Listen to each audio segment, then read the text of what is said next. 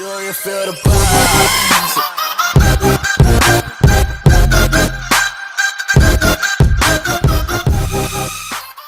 Waalaikumsalam warahmatullahi wabarakatuh. Terima kasih Pak Wirul, hati-hati di jalan ya.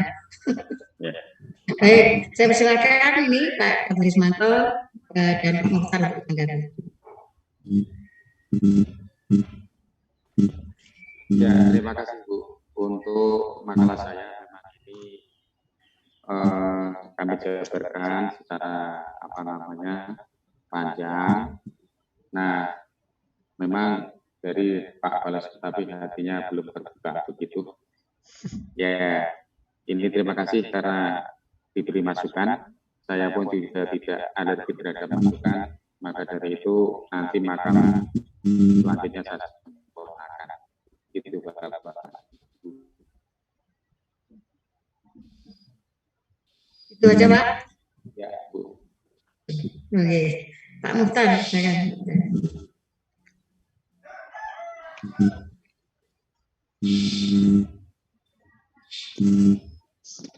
Mic-nya Pak Mukhtar.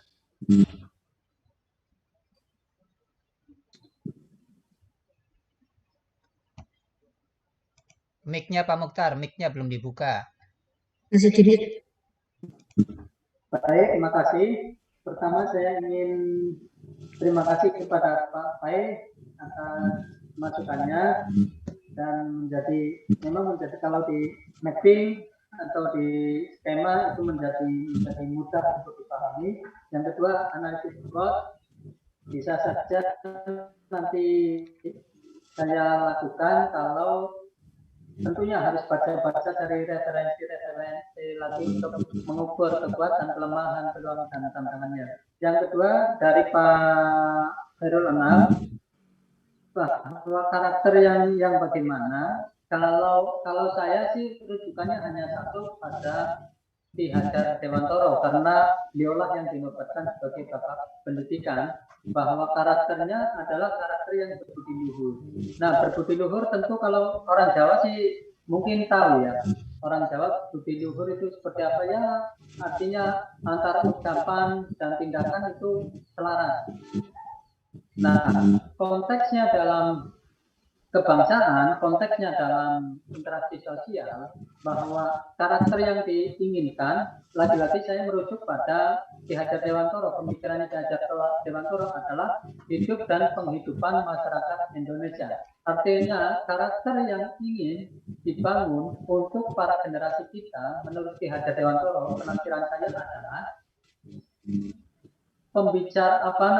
sikap, tingkah laku peserta didik kita nantinya semata-mata adalah untuk bangsa Indonesia. Apakah itu ucapannya, apakah itu tindakannya, semata-mata adalah nanti muaranya adalah untuk bangsa Indonesia, kemajuan bangsa Indonesia. Tentu karakter-karakter untuk menuju ke situ untuk bangsa Indonesia seperti dicontoh-contohkan di dalam oleh para pendahulu, bahwa ya karakter-karakter yang baik, ucapan-ucapan yang baik yang telah ada pada nilai-nilai luhur para pendahulu kita. Saya kira itu Pak Khairul, mungkin nanti Bu Dokter bisa menambahkan. Terima kasih Bu Dokter. Oke. Baik, terima kasih Pak Mukhtar. Baik, Bapak-bapak, topik kita itu yang pertama ya, itu kan tentang asas ya. Nah, asas itu sebenarnya apa ya gitu ya. Kan itu merupakan dasar, landasan, fondasi, gitu aja ya. Kata kuncinya yang ada di asas itu. Jadi kalau kita akan mengembangkan suatu kurikulum, itu landasannya apa? Seperti orang membangun rumah. Kan ini fondasinya itu kan harus kuat. Apa yang terjadi kalau fondasinya tidak kuat? Rumahnya pasti ambruk. Ya. Apalagi tidak jelas gitu kan. Nah, oleh karena itu ketika membangun kurikulum itu adalah tidak satu tetapi ada banyak. Jadi kalau Pak Kadrismanto ada misalnya landasan teologis ya, agama dulu. Nah, kemudian ada tadi landasan-landasan filosofis. Tadi Pak Mukhtar juga menyinggung ke sana kan. Jadi ada bergerak sama aliran filsafat misalnya. mau yang mana yang dipakai sebagai landasan. Ya, ada pilihan, ada banyak. Nah, jadi landasan mana? Teologis yang mana, ya, filosofis yang mana, yuridis yang mana, ya. Juga sosiologis ya kalau kaitannya dengan multikultural itu sosiologisnya itu seperti apa yang jadi landasan. Jadi landasan-landasan sendiri itu kemudian di dalamnya ada beragam jenisnya. Perlu ditambahkan juga di itu Pak Dari Semanto landasan psikologis kalau dalam pendidikan itu juga gitu. Karena di sana ada tentang teori belajar, teori perkembangan itu mesti dipakai dalam kurikulum, gitu ya, sampai ke pembelajaran. Ya. Jadi mengapa kok ada anak usia sekian itu kok materinya harus begini? Mengapa ada anak usia sekian? Karena itu tuh memakai landasan psikologi, ya, landasan. Sampai ada tuh landasan organisasi penataan, manajemennya. Nah itu harus bagaimana? Itu coba nanti dilengkapi lagi Pak Dari Semanto ya.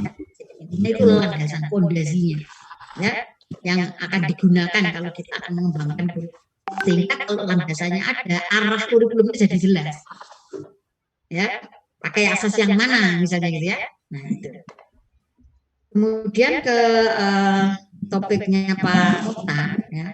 Topiknya Pak Mukhtar ini berkaitan dengan bagaimana mendesain kurikulum yang berorientasi pada nilai. Kan kurikulum itu didesain dengan beragam model, gitu ya. Orientasinya juga beragam.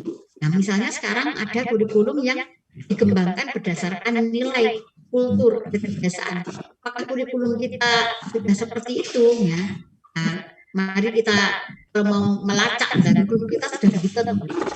Kita lihat dulu, ya, nilai-nilai.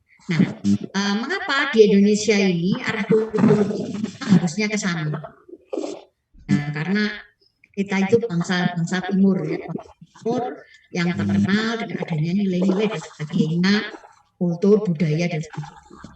Nah, itu akan digunakan sebagai dasar dalam pengembangan kurikulum juga. Ya. Nah, sekarang masalahnya nilai yang mana, karakter yang mana yang digunakan. Kalau pemerintah itu sebenarnya sudah mengedok ya di PPK jelas bahwa ada karakter utama yang ditanamkan kepada peserta didik satu itu sudah dirumuskan gitu ya dalam itu. Apa saja ya? Yang pertama ada religius ya, jadi ada nilai religiusnya. Jelas itu ditempatkan di nomor 1 gitu. Kemudian juga nasionalisme. Ya, itu nilai utama. Nilai utama itu maksudnya bahwa di dalam nilai utama itu ada sub-sub nilai. Ya. Jadi kalau di kurikulum kita itu karakternya seperti itu. Jadi religius, nasionalisme, integritas. Ya, kaitannya dengan kejujuran dan sebagainya, integritas. Ya. Nah, itu penting. Saya kalau ini wawancara mahasiswa oleh beasiswa LPDP, saya kan interviewer di LPDP. Pertama itu integritasnya. Jadi IPK-nya memang ada persyaratannya, tetapi yang ditanya integritasnya, peran dia di kampus, peran dia di masyarakat dan sebagainya itu nilai plus.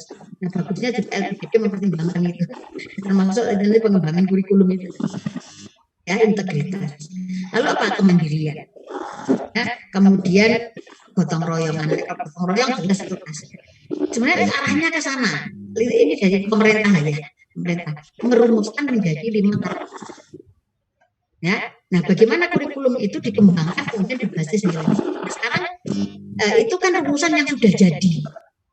Nah, kalau dari mana sumbernya? Itu masalahnya kan. Dari mana sumbernya? Ya, nah tentu nilai-nilai yang bagus itu kan tadi Pak Mukhtar juga menyinggung digali dari gitu ya, digali dari nilai-nilai ada istiadat kebiasaan yang ada di masyarakat kita. Ya, jadi ini penelitian saya 3 tahun ini saya menggali karakter ya. Jadi kearifan lokal. Saya menggali karakter melalui kearifan lokal yang ada di masyarakat. Sasaran saya ya di Jawa Timur gitu. Misalnya masyarakat Samin, masyarakat Tengger, saya begitu. Ya. Kemudian ada di Ponorogo, ya. Kemudian di Malang itu ada masyarakat yang mengembangkan budaya seni topeng, misalnya. Menggali di sana. Jadi aslinya kalau karakter itu digali dari sana, kemudian ditimbulkan kembali. Kan itu milik kita sendiri. Ya, Bapak Ibu ya, Bapak, gotong royong. Dari dulu kan punya gotong royong.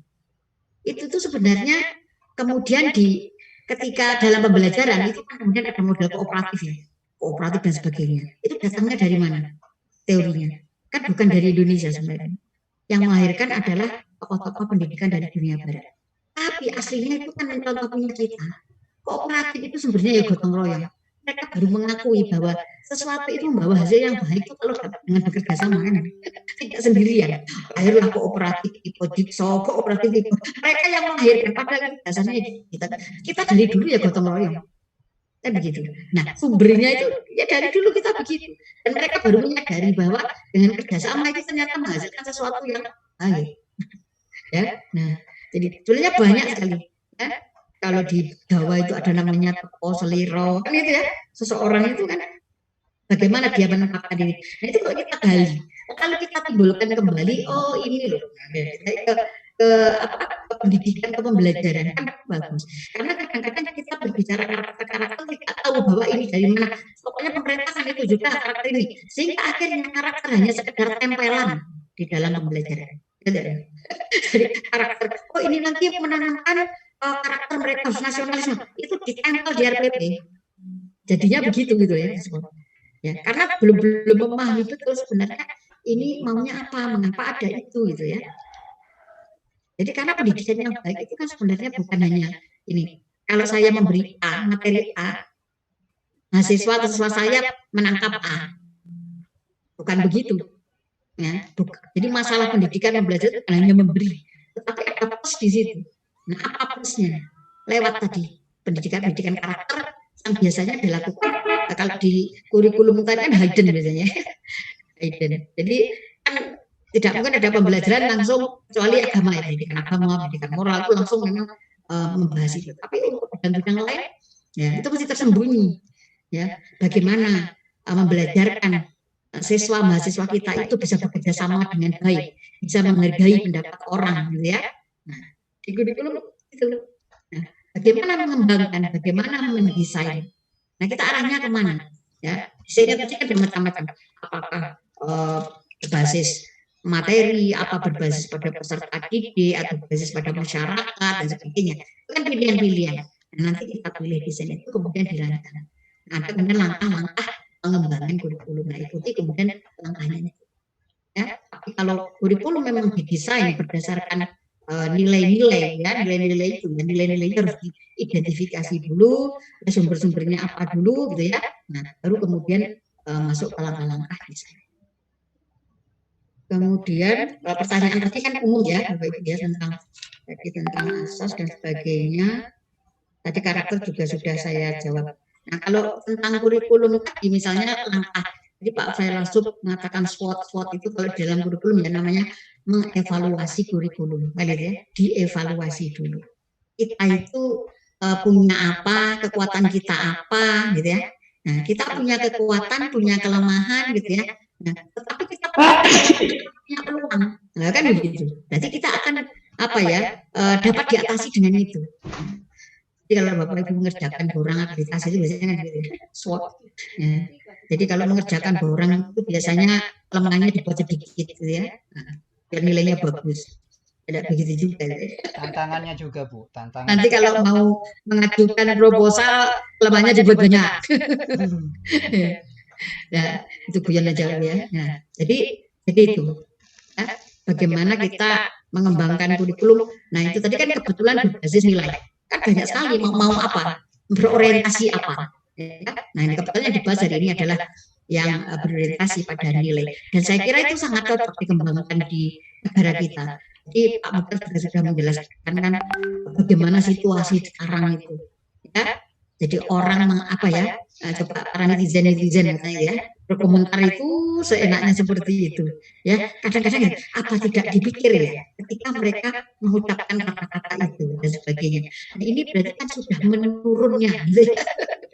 Bagaimana mereka tidak memikirkan orang lain bahwa dengan kata-katanya itu menyatakan tidak ada kepedulian dan sebagainya. Ya, jadi di era sekarang itu dari bukti nyata loh. Jadi Bapak Ibu silakan aja buka media sosial, coba komentarnya seperti apa. Nah, ini indikasinya begitu. Nah, kita akan peserta didik kita nanti bagaimana ke depan. Apalagi tantangan hidup sekarang seperti itu. Ya, dunia industri itu sudah berkembang besar. Ya, siswa bisa membuka apa saja yang dia inginkan. Orang tua tidak tahu. Kalau kita sudah berbicara gitu ya, itu kalau tidak ada landasan yang kuat gitu ya. Jadi mungkin juga dari orang tua, dari sekolah dan sebagainya, kita tidak bisa membayangkan apa yang akan terjadi ya di pendidikan yang akan datang. Karena itu saya kira terlepas dari bagaimana kita mengembangkan kurikulum selaras atau sesuai atau diorientasikan pada nilai-nilai. Tentu nilai tadi mesti ke mulai ke agama, gitu kan, nilai adat istiadat dan sebagainya itu kita gali. Nah kita gali kemudian kita rumuskan, oh ternyata ini nilai-nilai yang perlu ditanamkan, yaitu dikembangkan dalam suatu kurikulum sampai implementasinya bagaimana, ya, bagaimana karakter nilai itu kemudian menjadi suatu nilai menjadi suatu karakter. Kalau karakter itu sudah melekat, ya mengapa namanya karakter? Karena sudah menjadi karakter. Itu tingkatan dari afektif yang paling tinggi. Itu namanya karakter. Jadi kalau dalam sikap itu, jadi orang pertama meniru gitu ya. Nah kemudian lebih tinggi, lebih tinggi. Misalnya gini, orang menemukan ini ada orang kecelakaan di jalan, ya. Kalau orang mau menolong kan macam-macam ya. Kalau kenapa harus menolong? Nah berarti tingkatannya macam-macam. Sampai yang terakhir ada orang yang menolong. Bahkan mungkin sebenarnya dia ada keperluan yang sangat penting, tetapi dia tingkatannya itu. Ya, uang satu gebok gitu ya di jalan gitu ya. Kalau orang sudah sampai tingkatan karakter, meskipun dia membutuhkan uang itu, tidak ada orang yang tahu, tidak mau mengambil selembar dulu. Dia sudah mencapai nilai afektif yang karakter tadi.